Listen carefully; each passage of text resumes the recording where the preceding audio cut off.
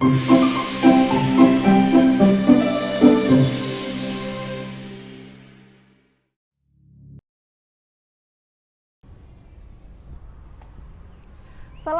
warahmatullahi wabarakatuh.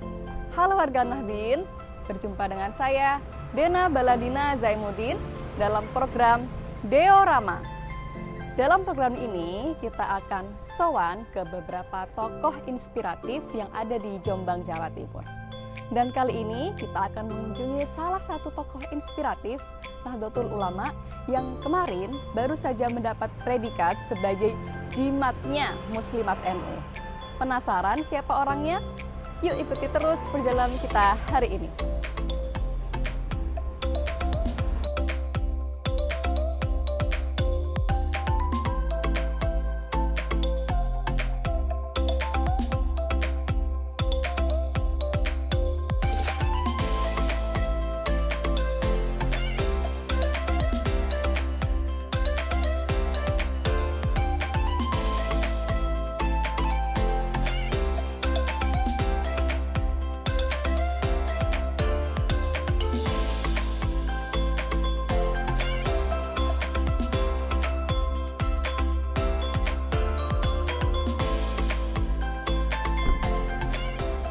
Alhamdulillahirobbilalamin, kita sudah sampai di dalam dari tokoh inspiratif yang akan kita sowani kali ini.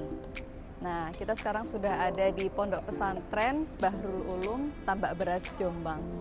Nah, kira-kira warga Nahdien udah tahu belum siapa ya narasumber kita hari ini? Yuk ikuti terus.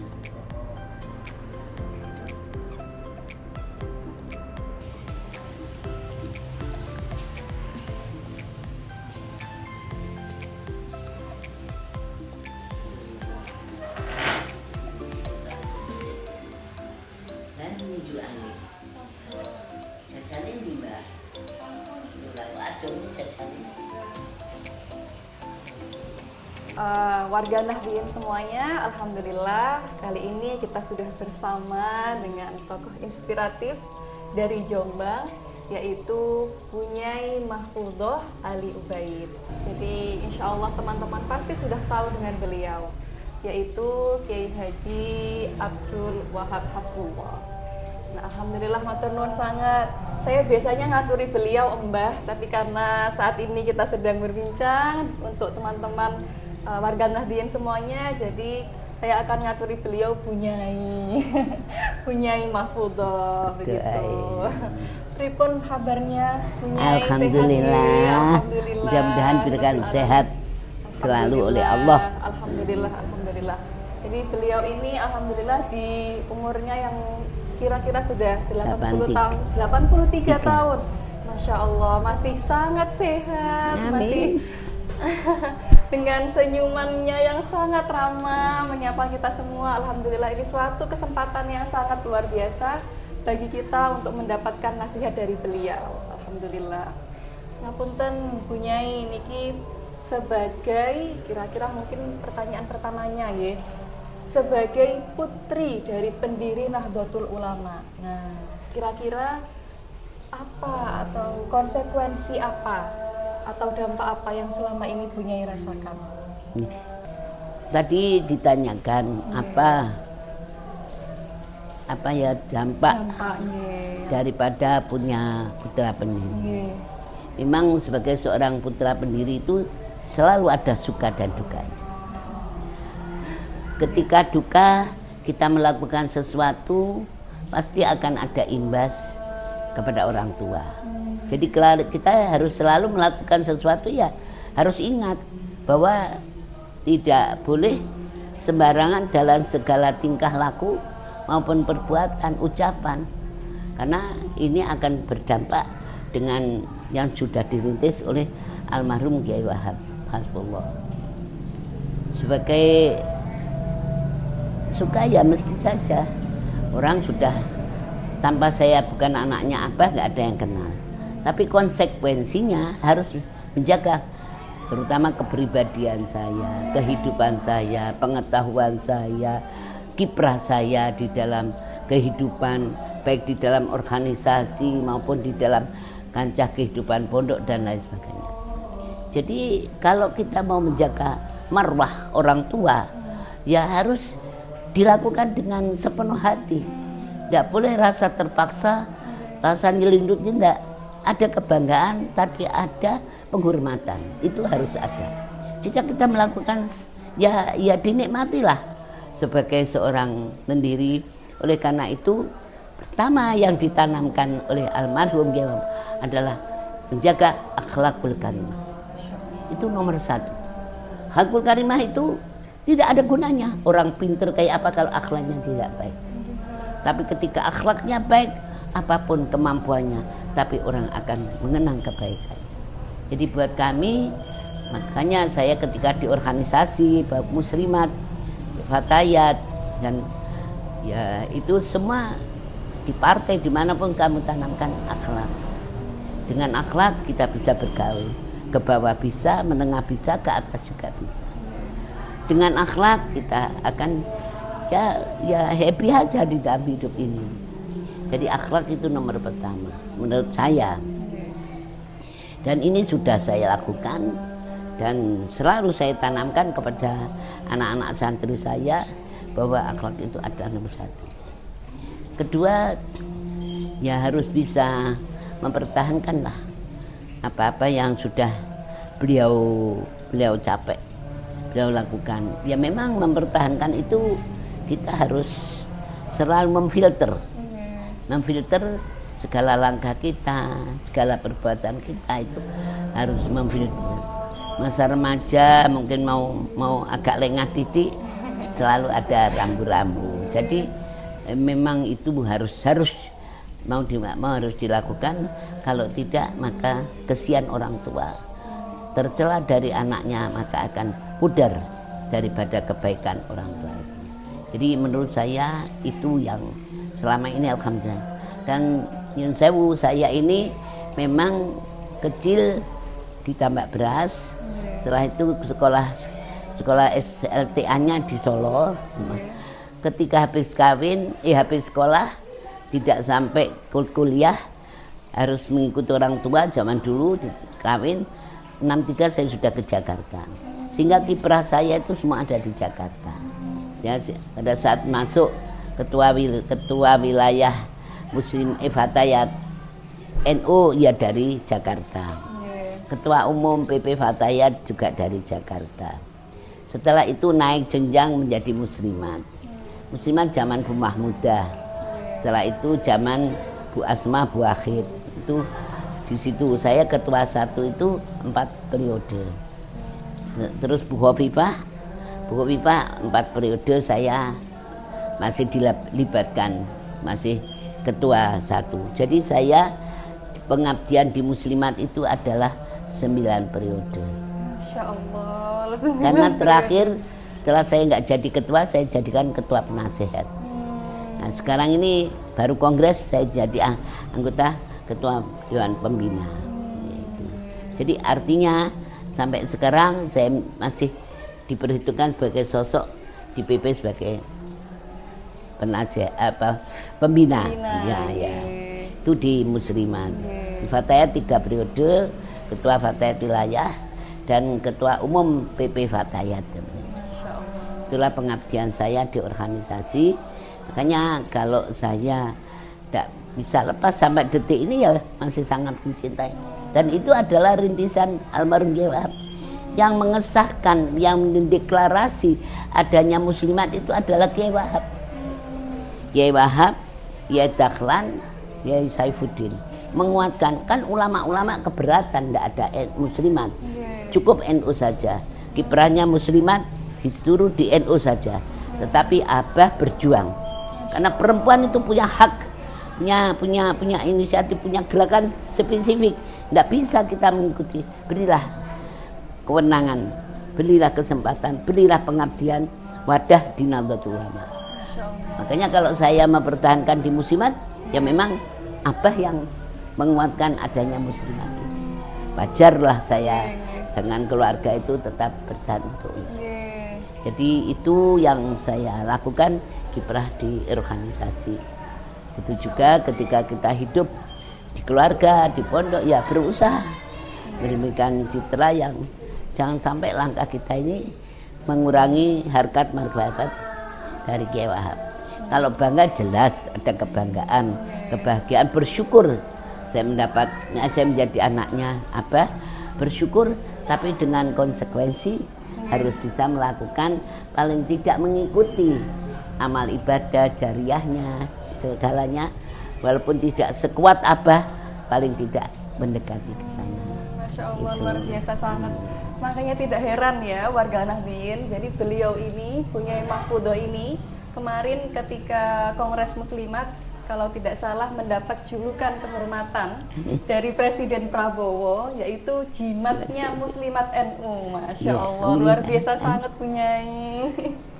Memang tidak heran ya, beliau sudah mengabdi begitu lama di Muslimat NU hingga mendapat julukan kehormatan tersebut. Masya Allah, luar biasa sekali. Tadi beliau sudah menjelaskan bagaimana konsekuensi atau dampak mungkin yang beliau rasakan sebagai putri muassis Nahdlatul Ulama.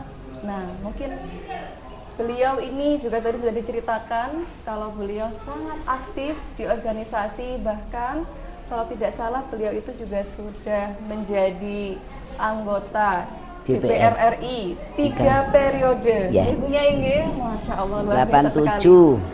Tahun 87, Terus 97, 97, terus 2004. 2004, nah 3 Terakhir periode. Masya Allah, luar biasa sekali Ya, Bunyai. amin, Nah, amin. mungkin Bunyai Mahfudzoh juga sekarang bisa melihat fenomena anak muda zaman sekarang yang melihat politik dengan mungkin sebelah mata, karena banyak yang memandang dari mulai pemerintah, kemudian DPR dan lain sebagainya itu negatif. Nah, kira-kira nopo pesan dari Bunyai ketika misalnya para warga Nahdliyin atau generasi muda NU ini harus melihat politik ini seperti apa? Ya. Ataukah kita harus ikut terjun atau seperti apa? Ya. Pripun Bunyai? Jadi begini Mbak, Yeah. saya ini memegang teguh kiat-kiat yang diberikan oleh Kiai Wahab, Yeah. bahwa adanya Nahdlatul Ulama itu untuk berkiprah kepada bangsa dan negara. Makanya dulu tahun 85 kan pernah menjadi partai. Yeah. Saat itu memang kondisi situasi. Karena kalau tidak menjadi partai, maka tidak akan bisa duduk di lembaga legislatif. Sekarang negara kita negara hukum. Yeah. Mengatur negara tidak bisa di luar, harus di dalam. Dan di dalam itu adalah MPR DPA waktu itu. DPA, akhirnya DPR. Jadi beliau memberikan garis bahwa warga NU ya harus pengabdian untuk bangsa negara, menyelamatkan warga ya di dalam DPR. Kalau nggak di DPR nggak bisa. Oleh karena itu pada saat NU memutuskan duduk di dalam legislatif, kan awalnya Nyun Sewu Mbak Bisri kan nggak boleh perempuan duduk di sana.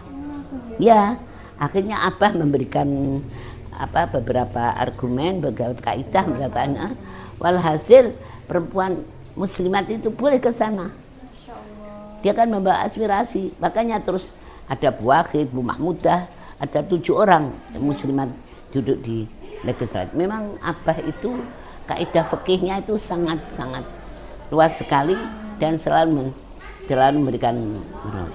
Kalau saya menyarankan, memang kondisi sekarang ini sangat beda. Pada saat saya DPR dengan sekarang sangat beda. Saya juga kemarin prihatin melihat anggota DPR ketika berita kenaikan gaji dengan penuh, itu saya malu. Wibawanya habis, itu malu. Seakan-akan dia ke situ tugasnya tidak itu. Dia lupa bahwa dia itu gaji rakyat gitu loh. Jadi saya sangat kecewa. Jadi memang Mbak, mental itu harus kalau saya melihat ya ini kembali lagi undang-undang di dalam partai persyaratan menjadi anggota DPR harus diperketat. Sekarang kan suara terbanyak. Konotasinya akhirnya yang Nyun Sewu koyok yang punya uang. Sehingga inilah dampaknya. Dampaknya rusak. Perjuangan kalau sudah karena uang ya hancur.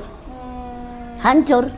Makanya di NU itu Abah sudah bilang, kalau mlebu NU ojo niat nyambut gawe, niat pengabdian. Kok ditotok kita.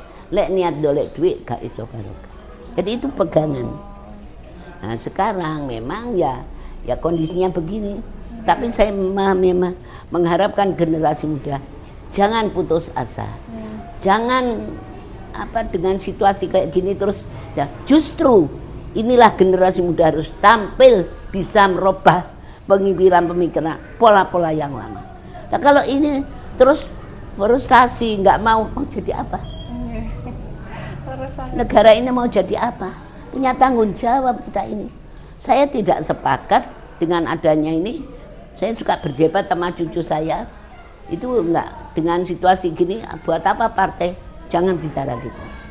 Kalau benar memaknai fungsi dari partai, jangan mengartikan. Justru sekarang saya harapkan generasi muda mengkaji yang positif. Semua pemimpin loh tidak negatif semuanya. Ada yang positif. Kenapa ngikuti yang negatif?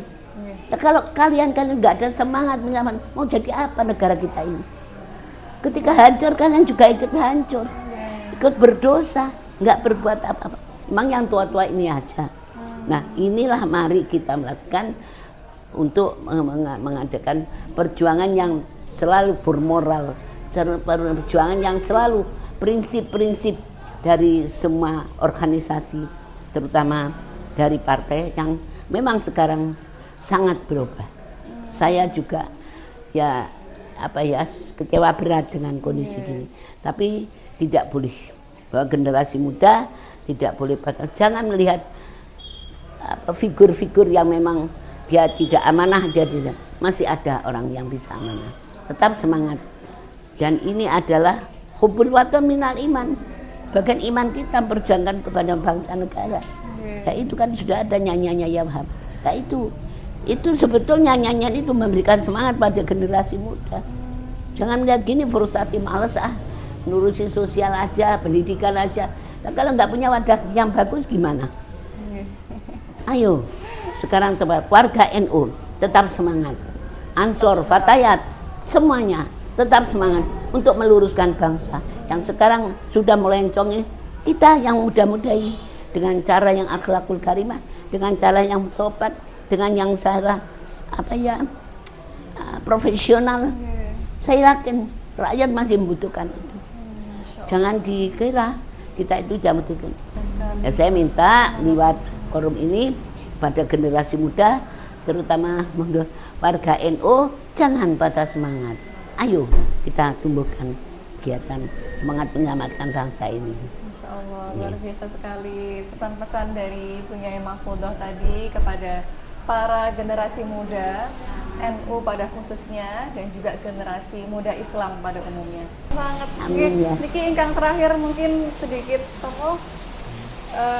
mungkin yang terakhir niki Bu Nyai mengko ingkang saged dibagikan ke para generasi muda, kira-kira apa yang dilakukan oleh Bu Nyai untuk melestarikan atau mengistiqomahkan yang selama ini sudah diwariskan oleh Mbah Yai Wahab kepada Bu Nyai, itu apa saja yang mungkin bisa dilakukan oleh para generasi muda? Iya. Jadi namanya generasi muda harus tetap semangat. Apapun kendala yang dihadapi, pasti itu akan bisa dicarikan jalan keluar. Yang penting ada kepercayaan diri, semangat diri bahwa segala sesuatu ketika ada halangan itu adalah untuk menjadikan kecerdasan kita semua. Apa sudah bilang kalau ada masalah jangan terlalu lama, secepatnya diselesaikan. Karena kalau menghambat masalah ini belum selesai, tambah tambah ruwet hidup ini.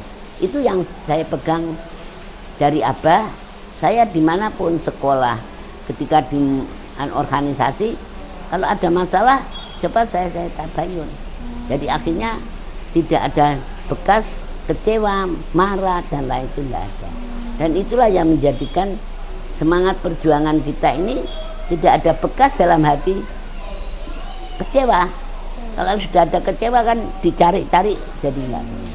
Jadi Jadi saya minta kepada generasi penerus terutama warga NU, apakah itu Ansor, apakah itu Muslimat, Fatayat, Ibnu, IPPNU, semuanya semangat untuk menyelamatkan bangsa itu harus ada.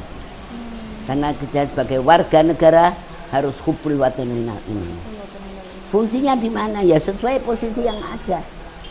Kalau ada kepercayaan mendapatkan posisi di partai, lakukan sebaik mungkin, sebijaksana mungkin. Ketika diangkat menjadi anggota legislatif, ayo jadi kesatria. Ketika teman yang tidak benar, ayo diluruskan, jangan ikut. Nah ini harus jadi contoh, dan itu harus disemangatkan di dalam jiwanya, harus itu. Jadi terus harus selalu Mbak, ya selalu dihadapi dengan lapang dada. Jangan kekecewaan, sakit hati ditonjolkan. Kalau sudah itu ditonjolkan ya rusak. Oleh karena itu menurut saya apapun kehidupan ini selalu harus ada pegangan baik dohir maupun batin. Ya batin itu tadi selawat ini harus dilakukan. Kalau Mbak Wahab kan senangannya burdah, nariyah, itu harus didengungkan di dalam jiwa kita. Saya dikasih Mbak Wahab selawat nariyah itu sejak saya sekolah SD kelas 3. Dan sampai detik ini saya lakukan, ya alhamdulillah. Itu menghilangkan istiqomah, menghilangkan insya Allah, termasuk menjaga kesemangatan, kecerdasan. Ini tadi kan baru pemuda, saya diharapkan datang ke sana. Jadi itu Mbak. Jadi ketika saya disentuh partai, karena memang ya di DPR itulah perjuangan yang untuk hakiki untuk menyelamatkan negara ini. Mbah sampean kan jadi anggota DPR berapa tahun. Mestinya anak-anaknya semangat tetap, jangan melihat yang negatif, positif. Kalau negatifnya katakan berapa, sampean positif akan jadi sinar. Begitu. Jadi ada kewajiban kita sebagai warga negara, khususnya warga Nahdlatul Ulama, cinta kepada bangsa sebagaimana iman kita kepada Allah. Jadi kewajiban kita untuk tetap melestarikan. Udah dihadapi aja masalah itu. Saya yakin kok. Allahumma arinal haqqa haqqan warzuqna arinal batil. Siapa yang benar Allah berikan, siapa yang batal akan Allah tunjukkan. Masya Allah, luar biasa sekali pesan dari beliau, Ibu Nyai Mahfudzoh. Semoga kita bisa selalu meniru apa yang sudah menjadi kebiasaan baik beliau, dan juga semoga beliau sekeluarga selalu dilimpahi kesehatan. Amin. Sehat walafiat, panjang umur dalam kebaikan, fi taatillah. Amin ya rabbal alamin. Matur nuwun sangat Nyai atas waktunya. Semangat. NU semangat. Karena NU itu didirikan oleh para ulama untuk membentengi negara dan bangsa.